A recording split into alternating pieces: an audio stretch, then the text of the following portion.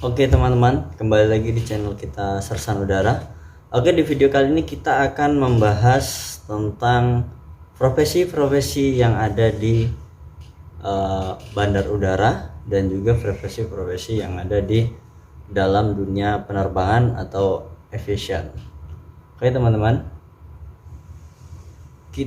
jangan lupa teman-teman subscribe channel Sersan Udara agar teman-teman tidak ketinggalan video-video menarik tentang informasi di dunia penerbangan.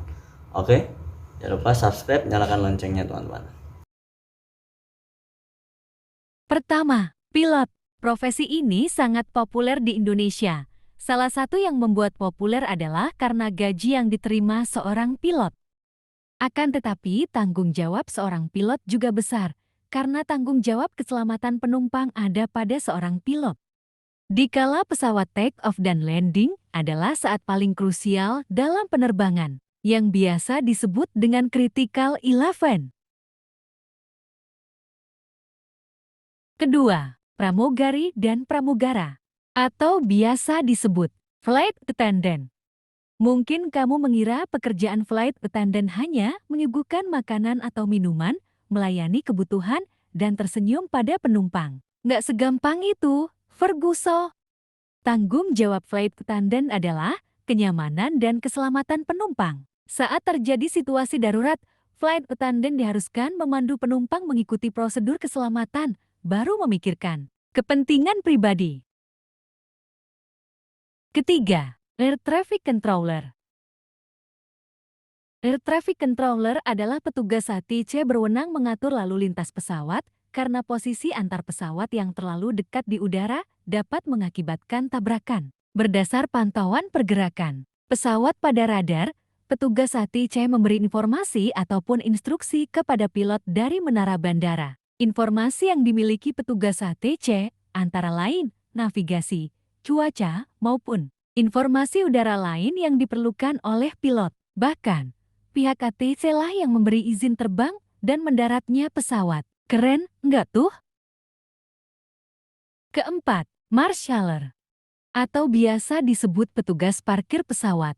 Tugas seorang marshaller adalah memandu pilot untuk memarkirkan pesawat setelah mendarat dan memasuki landasan parkir. Oleh sebab itu, tempat tugas marshaller biasanya berada di hanggar atau parking stand yang berada di apron. Untuk menjadi seorang marshaller, kamu harus lolos tes tulis dan tes fisik. Setelah mendapatkan Aircraft Marshalling License yang dikeluarkan oleh otoritas penerbangan, baru deh kamu bisa bekerja, memandu parkir pesawat. Teman-teman tahu tidak, ini kendaraan yang berguna untuk apa? Ya, ini adalah kendaraan firefighting. Kelima, Aircraft Rescue and Firefighting adalah jenis pemadam kebakaran yang melibatkan tanggap darurat, mitigasi, evakuasi, dan penyelamatan penumpang dan awak pesawat yang terlibat dalam kecelakaan dan insiden penerbangan. Bandar udara dengan penerbangan penumpang berjadwal wajib memiliki petugas pemadam kebakaran dan aparat pemadam kebakaran di lokasi yang siap bertugas setiap saat pesawat beroperasi. Bandara mungkin memiliki pengawasan peraturan oleh pemerintah nasional masing-masing atau secara sukarela di bawah standar Organisasi Penerbangan Sipil Internasional. Keenam, Aviation Security, keamanan bandara, mengacu pada teknik dan metode yang digunakan dalam upaya untuk melindungi penumpang, staf, pesawat, dan properti bandara dari bahaya yang tidak disengaja atau berbahaya, kejahatan, dan ancaman lainnya. Ketujuh, Aircraft Maintenance Engineer. Layak tidaknya sebuah pesawat untuk terbang airworthiness tergantung pada keputusan Aircraft Maintenance Engineer. Seorang engineer bekerja berdasar pada dokumen resmi approved manual, kemudian mencatat semua pekerjaan yang dilakukan di pesawat pada Aircraft Maintenance Logbook. Apabila terjadi permasalahan pada pesawat, engineer yang bertanggung jawab menyelesaikan permasalahan tersebut. Jika pesawat mengalami kerusakan dan memutuskan bahwa pesawat tidak siap berangkat, maka pilot dan pihak maskapai harus mematuhinya. Kedelapan, Ground Staff. Ground Staff bertugas memberikan pelayanan pada customer pengguna jasa penerbangan, baik sebelum maupun sesudahnya. Pelayanan yang dimaksud dalam hal ini mencakup penanganan bagasi penumpang, check-in, loading dan unloading bagasi, termasuk juga penjualan tiket. Kesembilan, Flight Operation Officer (FOO).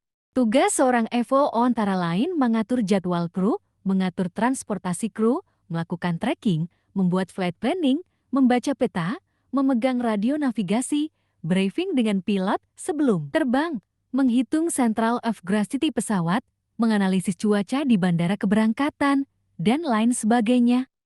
Ke-10, Apron Movement Control.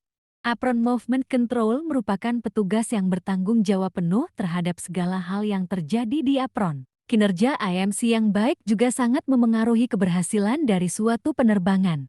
Alasannya, IMC memiliki kewajiban untuk mengawasi segala pergerakan pesawat dan non-pesawat, orang, hingga barang di apron. Seluruh pengawasan tersebut dicatat dan dilaporkan ke petugas etik. IMC juga bertugas menentukan stand parkir untuk pesawat tersebut.